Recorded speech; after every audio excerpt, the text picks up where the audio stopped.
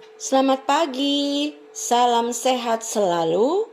Hari ini kita bersukacita bersama Ananda Miracle Galatia Gabriel Girianto, Sekpal 2, Saudari Ajeng Santi Rahayu Cahyono, Sekpal 5, Nyonya Helen Mavis Siani Parferman, Sekpal 6, dan Nyonya Kristina Francesa Mbao Latuperisa, Sekpal 7. Selamat ulang tahun, Tuhan Yesus memberkati.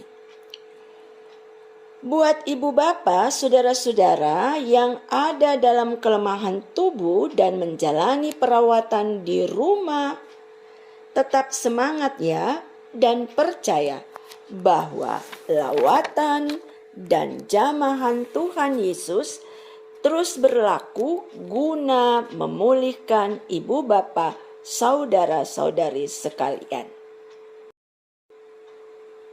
Umat Tuhan, kita sehati berdoa sebelum membaca firman Tuhan di pagi hari ini. Kembali kami ada sebagaimana adanya karena rahmat Tuhan semata. Sebelum kami menjalani kehidupan dan mengerjakan tanggung jawab kehidupan kami ingin membaca bagian firman-Mu. Ada kuat kuasa Roh Kudus yang menuntun agar firman Tuhan kami pahami dengan baik dan benar, dan kami pun dimampukan untuk melakukan dalam hidup beriman. Amin.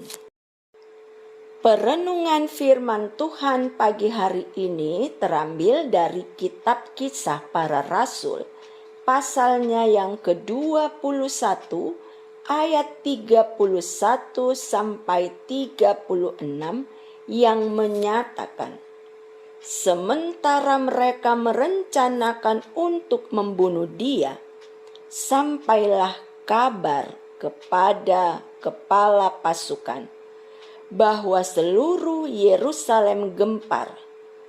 Kepala pasukan itu segera bergerak dengan prajurit-prajurit dan perwira-perwira dan maju mendapatkan orang banyak itu. Ketika mereka melihat dia dan prajurit-prajurit itu, berhentilah mereka memukul Paulus. Kepala pasukan itu mendekati Paulus, menangkapnya, dan menyuruh mengikat dia dengan 2 rantai. Lalu bertanya, siapakah dia dan apakah yang telah diperbuatnya. Tetapi dari antara orang banyak itu ada yang meneriakkan kepadanya ini, ada pula yang meneriakkan itu, dan oleh karena keributan itu, ia tidak dapat mengetahui apakah yang sebenarnya terjadi. Sebab itu ia menyuruh membawa Paulus ke markas. Ketika sampai ke tangga, Paulus terpaksa didukung prajurit-prajurit karena berdesak-desaknya orang banyak yang berbondong-bondong mengikuti dia sambil berteriak, enyahkanlah dia.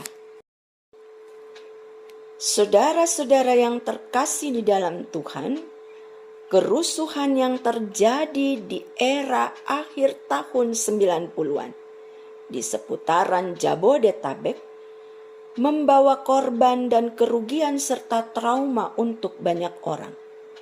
Ada banyak tindakan brutal yang dilakukan pada saat itu, termasuk penjarahan yang dilakukan oleh massa yang sangat beringas. Keberingasan orang banyak terlihat dalam perenungan kita pada pagi hari ini. Mereka tidak memberi kesempatan kepada kepala pasukan untuk mengetahui pokok permasalahan yang terjadi dan apa sebenarnya yang telah dilakukan oleh Paulus. Mereka mengatakan ini, mereka meneriakkan itu, sehingga keributan tidak dapat dihindari. Bahkan mereka berbondong-bondong mengikuti dia sambil berteriak, "Enyahkanlah dia." Kerusuhan terjadi dan situasi sangat sulit untuk dikendalikan. Mereka semua sudah terhasut oleh kelompok yang sakit hati, bahkan iri dengan keberhasilan pelayanan Paulus. Mereka pun sudah memfitnah Paulus dan rekan-rekan sekerja Paulus. Iri hati menghadirkan tindakan anarkis. Tetapi mari belajar dari sikap diri Paulus.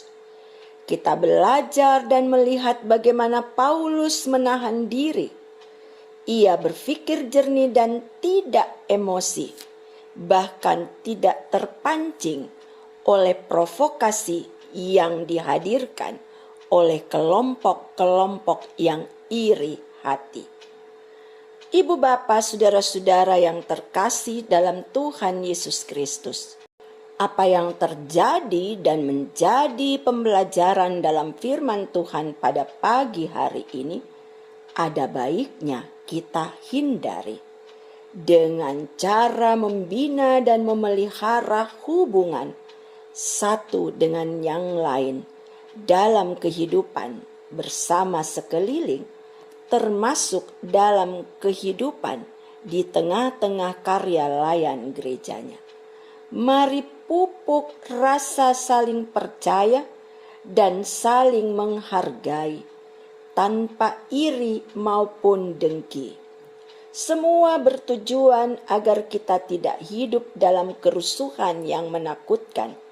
Terlebih lagi, kita terhindar dari provokasi orang-orang yang tidak bertanggung jawab, yang sebenarnya ingin menghancurkan persekutuan hidup umatnya.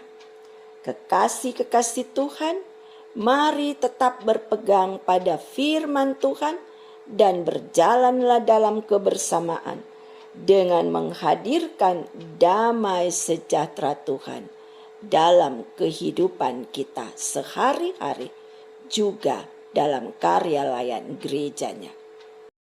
Mari sehati dalam doa pagi. Terima kasih ya Tuhan Yesus, karena firman-Mu telah menjadi bagian perenungan kami. Mampukan kami untuk hadir sebagai pelaku-pelaku firman-Mu, agar seluruh kehidupan kami hari ini berkenan di mata-Mu dan menjadi berkat bagi sekeliling. Terima kasih untuk perjalanan kehidupan sepekan lamanya yang ada dalam tuntunan dan bimbingan Tuhan. Juga kami menemukan dan merasakan ada kekuatan yang Tuhan berikan di tengah perjuangan hidup yang tidak mudah yang harus kami lalui. Terima kasih untuk kesehatan yang Tuhan nyatakan juga bagi kami masing-masing, dan seluruh sukacita yang mewarnai keseharian hidup kami di sepekan yang Tuhan berikan. Tuhan Yesus, terima kasih. Kami akan melangkah dan mengerjakan tanggung jawab hidup yang Engkau embankan di akhir pekan ini. Kembali tuntunan dan pimpinan-Mu boleh menjadi bagian kehidupan kami dan memberkati kami dari pagi hingga malam hari nanti. Ini kami yang bersyukur dan berharap. Dalam kasih Kristus Yesus kami sudah berdoa. Amin. Selamat pagi.